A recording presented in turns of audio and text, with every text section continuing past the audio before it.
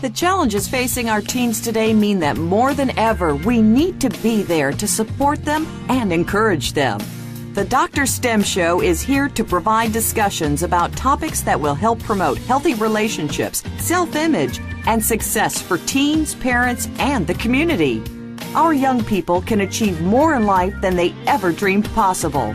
The DrStem Show, hosted by Dr. Stem Malatini, will foster these discussions and encourage your participation.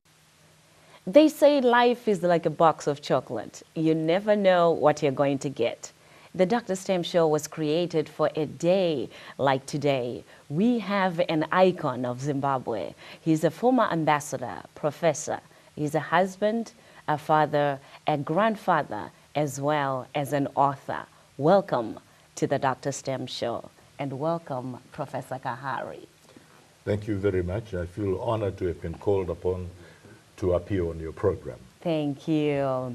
As I said, Professor Kahari is here today to educate us. He's going to empower us. He's going to inspire and motivate us to be better people. That's what we try to do for you each and every week that we bring you the DrStem Show. So before we begin, I'm going to ask that doctor. I called you a doctor. Isn't that awesome? That's much better than calling me a witch doctor. That's true. I'm going to ask the professor to tell us a little bit about himself. Well, I'm not going to spend a lot of time because that would take us about 84 years, which is, we don't have time to spend on my life alone. And my narrative will not be in linear and chronological order. Yes. So it will be short. I was born in 1930 on a farm at Glendale, and I understand you've got a Glendale also in the United States, somewhere in California, yes. Where I was born on that farm, where my father was working as a lorry driver, yes. And the owner of the farm was Mr. George.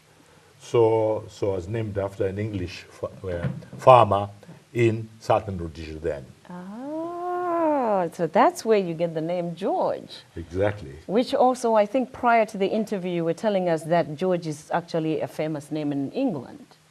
Oh, yeah. Well, the royal family, just 3 weeks or 2 months ago, yes. There's someone who was born in England who's going to be the king. The king. And his name is George. His name is George. Now, does that have anything to do with what you've done in your life, being royal, being an icon, and being a leader with the name? No, not really. I think it's the environment more than anything else, yes. Than just the name. It's the environment, what we call the trichotomy of history, culture, and the individual. That's what made me up. Yes. I grew up in colonial days. And the idea behind colonialists was to turn us into Christians, as represented by missionaries from all over the world, from the United States. And as a matter of fact, some of my teachers at Kutama came from here. Brother Ralph came from here, and many others from Canada, from New Zealand, and as a matter of fact, from the Western world. So is that a good thing? Or, I mean, well, the intent? I think it was a good thing, yeah. I think it was a good thing that we enjoyed instructions from people from, if we could say at that time, from all over the world. Yes. At that time. Yes. From France, from England, from New Zealand, from Australia, from America, from Canada, and so forth. Tell us about the role of education in the colonial times and what that meant. Well, the education was an inspirational, what would I call it? Inspirational thing to do. Yes. The African people themselves, my parents, were interested in their children going to school. And so we were very keen to go to school. And while we were in school, one thing we wanted was to speak English, the English language. And so we would go back to the village after we've gone back on holidays, and we used to attend what we call concerts. Yes. And there we would be asked to speak in English to our parents. And we spoke in what we called high English. And what could that be? Give us an example Well, of I what can you give you an said. example. Okay. Instead of saying this fire spread, Yes. we would say the conflagration extended its devastating career. And our parents understood nothing from I that didn't concept. understand anything of that concept. But they would clap hands and said we were speaking in good English. Yes, yes. Because now it gave you the opportunity to be able to speak the language of, Oh, yes, the elite. I think yes, I think it did. It did because we're taught the English language by the native speakers. Yes, yes, yes, yes.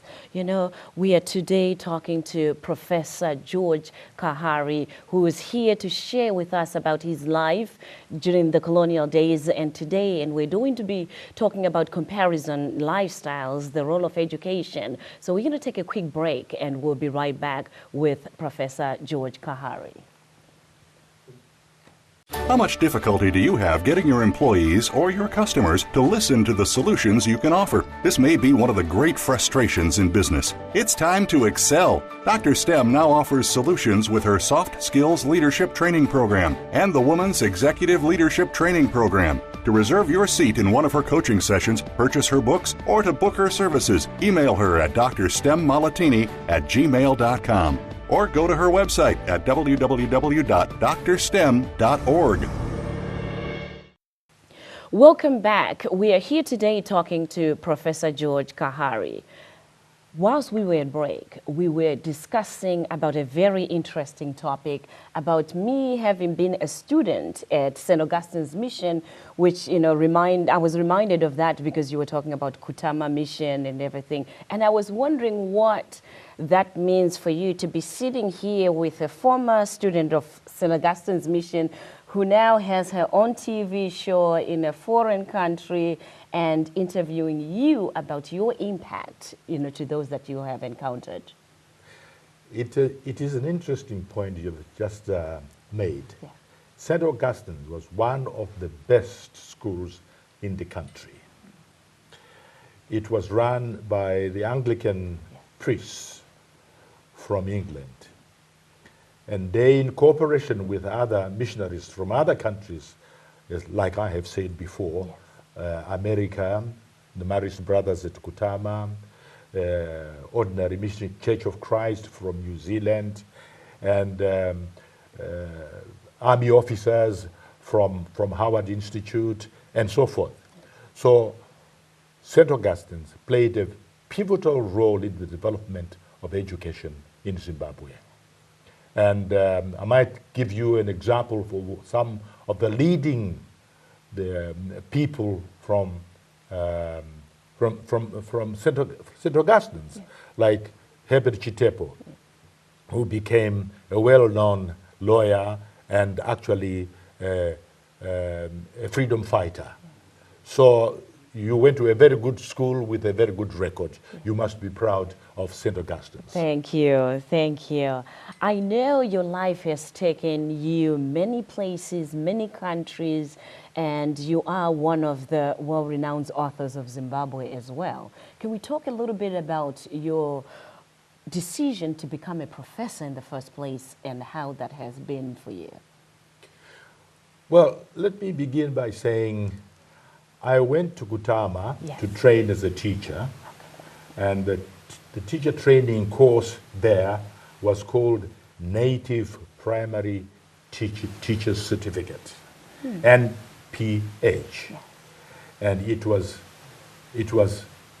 Kutama was the second school after St. Augustine's to have that kind of training.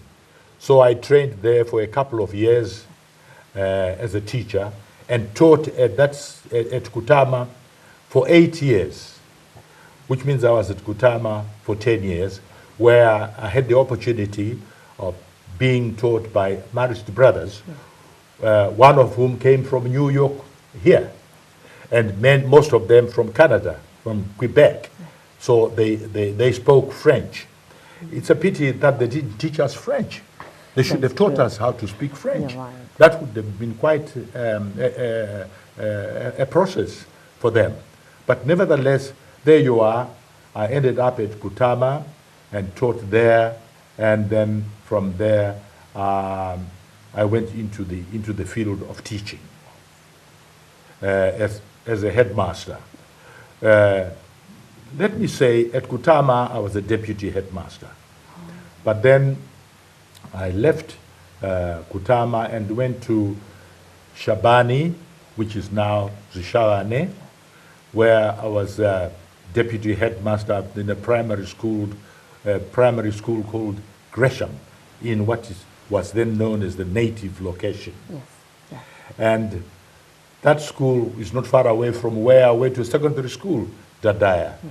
So I was quite at home, being a headmaster, the first black deputy headmaster at a primary school in Sushalane.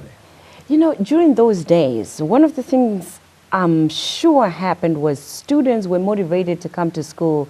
The teachers wanted to make a difference in these students' lives, and they were passionate about what they were doing, which is quite different in today's age. There's low morale in the schools. The students are not that motivated. Most of them don't even know, why am I coming to school? What advice would you give, one, to the administrators, and then two, to the students at that level on, motivating them to be educated? Well, I think it is important to take into account the idea Yes. of history and culture, and of course individuals involved. Yes. Because in life you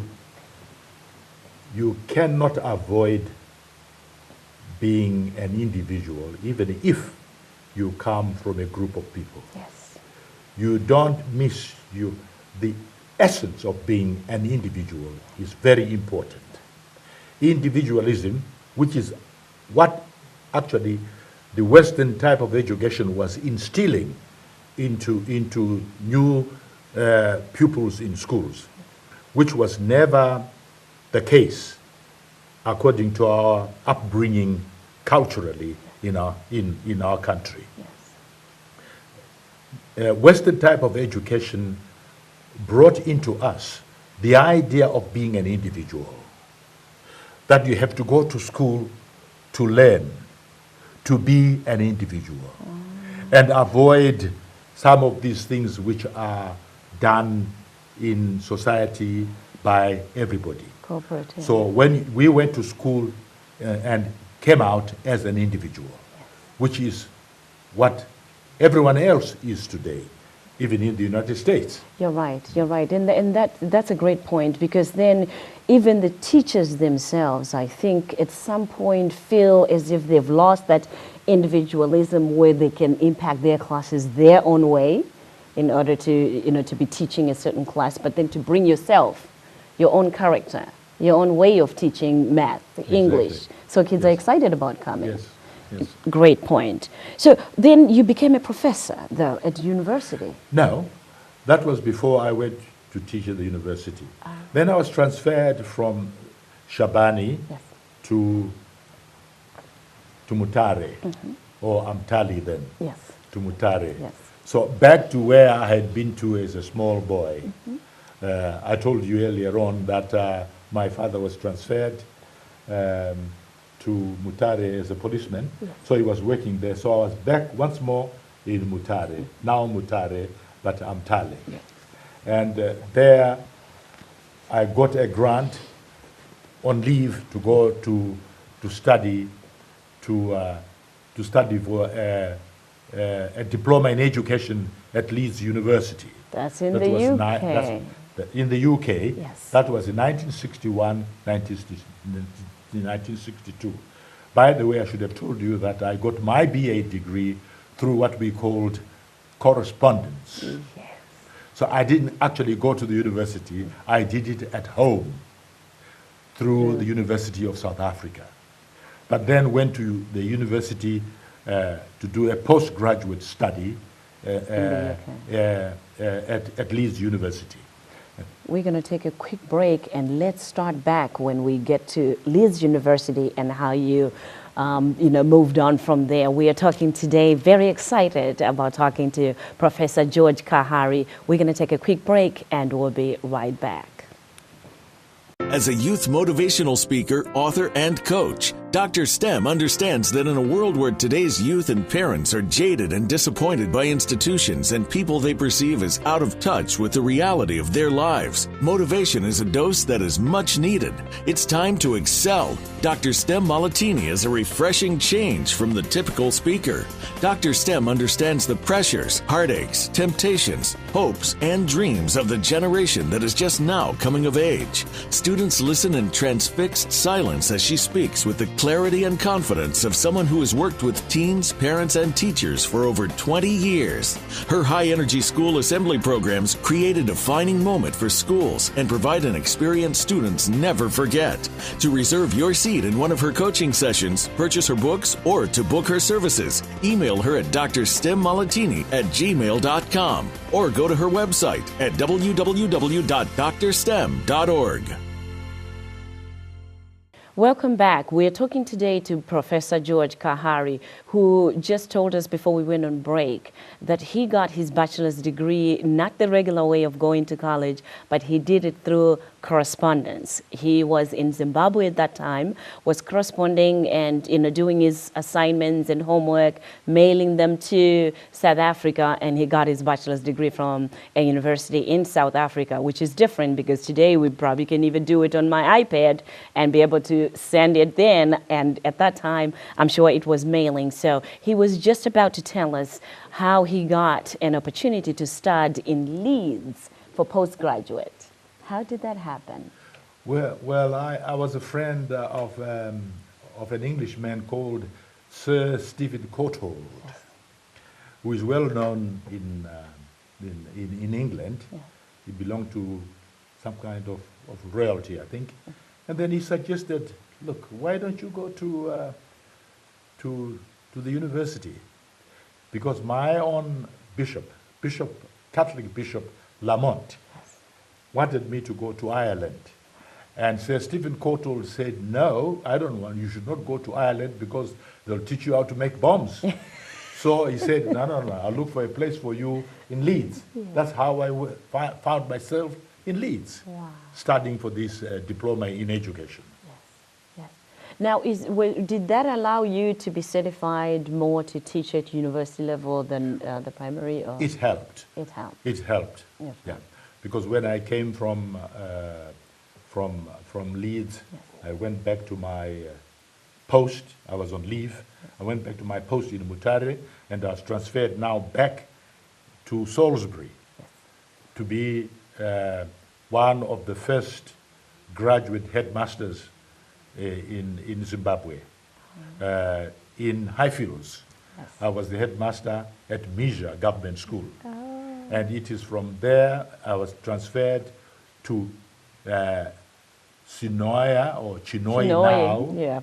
Chinoy now, Yeah, where I yes, was also where I opened a school, a primary school, and then it is from there that I applied for a post at in the Department of African Languages at the university in 1965.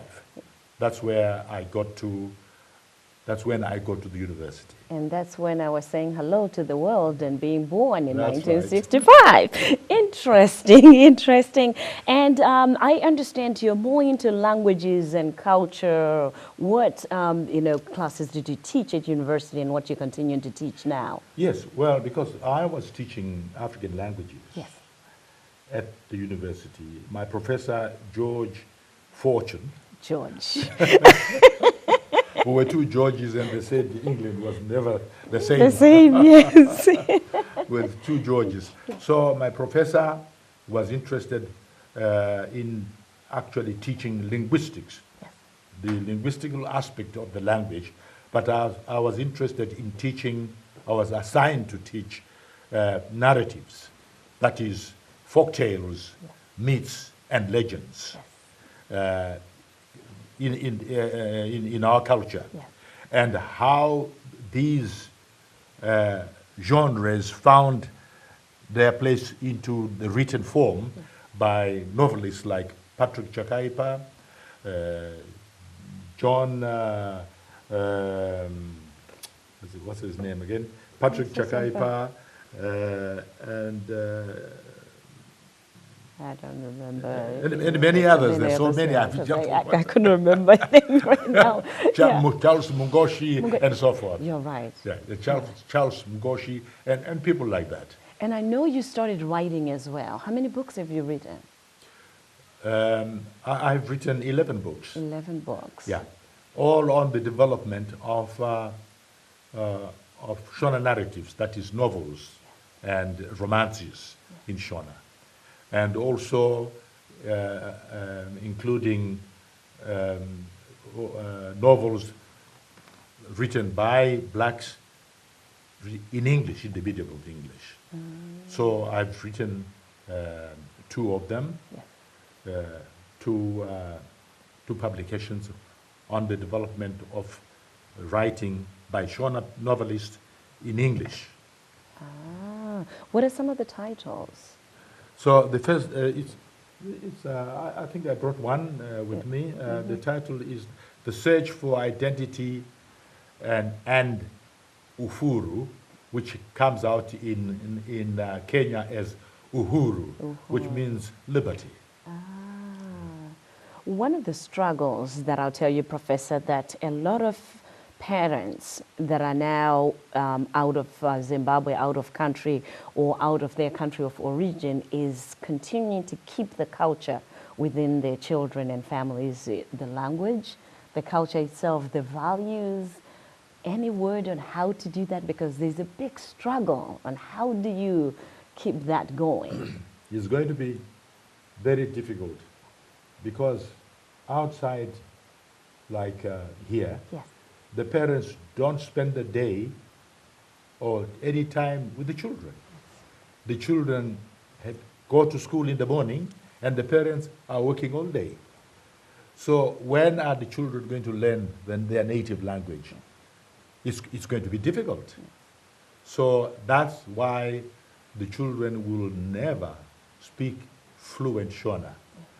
They may know some aspects of Shona, like good morning, good afternoon, good evening, and so forth, but couldn't really not understand and speak their parents' languages because it's not spoken at home. That's another thing. And this is one principle I talk to my students about, that we will never understand the American novel as it is understood by the Americans, or the English novel as it is understood by the English. But we understand the Shona novel, and equally, the Americans will never understand the Shona novel, or even if it is written in English, because the cultures are different. Yeah. I know you're playing a big role in the upkeep of our one of the languages in Zimbabwe, which is Shona, by the dictionary that you're writing. Tell us a little bit about that dictionary and how in your planning and writing it might be able to help at least to have the name that is in Shona. Well, I think I'll have to go into a very long discourse with you on the development of the dictionary. So what we're going to do is, because now when I hear him say that, I know that it's really going to be long. I'm going to ask him to come back for another segment and let's talk about this brand new dictionary. We've had a great talk with Professor George Kahari, and as I said, he's going to grace us with his presence again, and let's talk about his brand new book, which is a dictionary of names. Thank you for watching the DrStem Show, and Professor, thank you for coming to the show. Thank you. Thank you.